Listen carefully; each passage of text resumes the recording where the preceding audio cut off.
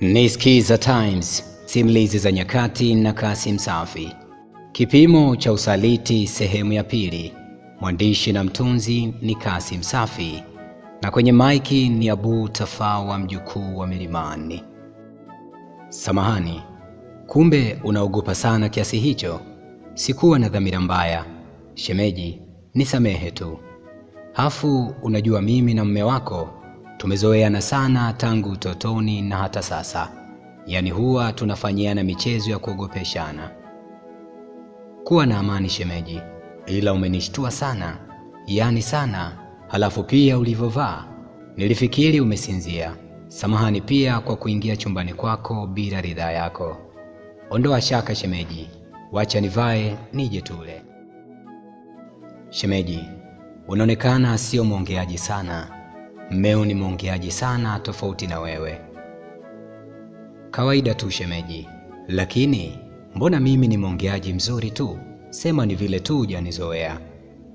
Mazungumzo yalionekana kupamba moto katika usiku ule. Mwanaume yule alizidi kuleta stori za kimtego kwa Suzi. Suzi naye alionyesha kumjibu hoja zake, ijapokuwa hakuwa sawa, kwani alionekana kuwa mwenye mawazo mengi. Mwanaume yule alimuuliza Suzi kuwa itakuwa vipi endapo utabaini mmeo na kusaliti, na utafanya maamuzi yapi kama lipizo la usaliti kwa mmeo?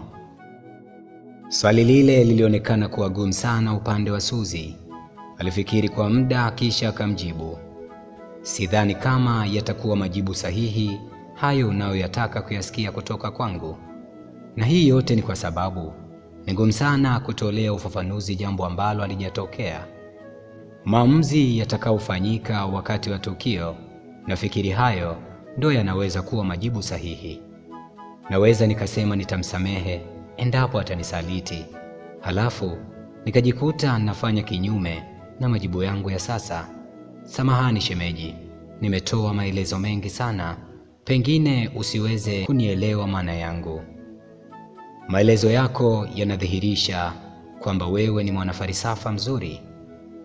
Lakini shemeji, vipi kama nikikuomba kitu au kukueleza jambo, utakuwa tayari kuafikiana na mimi? Ila samahani, sina uhakika katika hilo, lakini inategemeana na jambo lenyewe. Ikiwa litakuwa jema na salama, sidhani kama mkate utapata ujasiri mbele ya chai. Majibu ya Suzi yalimfanya mwanaume yule atabasamu kwa bashasha, kwani ni kama maneno ya Suzi yalimkonga nyoyo. Mwanaume yule hakuwa na cha kuongeza sana zaidi ya kutamatisha mazungumzo yao. Ikawa usiku wa manane, jogoo anasikika kunako alfajiri, basi ikawa ni siku nyingine. Mawazo, fikra ndefu zilizoikosa tamati zinaonekana kumtawala Bwana Majuto. Mwanamke huyu anaonekana mtata sana. Vile vile atakuwa mgumu kuingilika, kwani ni kama hesabu za kisabato zimemtawala kuliko hesabu za kugawa na kutoa. Nitampata vipi sasa? Mbali na kumjaribu, mimi natakiwa nimlale kabisa. Anaonekana mzuri. Hakika David rafiki yangu ana macho ya kuchagua kilichochema na kizuri. Hakika shemeji ni mzuri sana. Binafsi ananitesa, hisia kali zote ziko juu yake. Bwana Majuto aliandaa majeshi yake vitani, tayari kumvaa mke wa David. Aliipanga mistari na swaga za kisharukani, lakini ngoma ilikuwa butu, ngumu kutoa mlio.